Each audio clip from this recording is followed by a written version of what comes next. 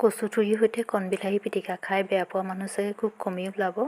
Hello' everyone, আহকচোন আজি বনাওঁ কচুথুৰিৰ সৈতে কণবিলাহী পিটিকা।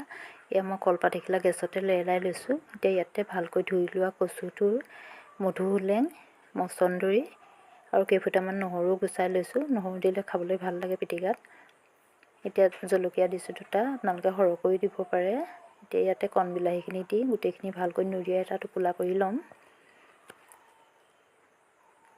আনফালে গেছতে কেৰাহী এটা গৰম কৰি তাতে এতিয়া টোপোলাটো দি 20 মিনিটমানৰ বাবে ঢাকি ৰাখিম। অলপ সময় পাছত ইলুটি শিলটি কৰি দিলোঁ। এতিয়া আকৌ পুনৰ অলপ সময়ৰ বাবে ঢাকি ৰাখিম।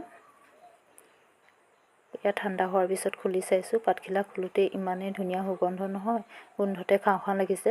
এতিয়া ইয়াত সৰিয়হ তেল আৰু নিমখ দি ভালকৈ পিটিকি লৈছোঁ। নিমখটো আগতেই দিব লাগিছিলে, পাহৰিলোঁ। এই আমাৰ পিটিকা ৰেডি হৈ গ'ল। যিসকলে এইদৰে খোৱা নাই, এইদৰে এবাৰ বনাই খাই চাবচোন।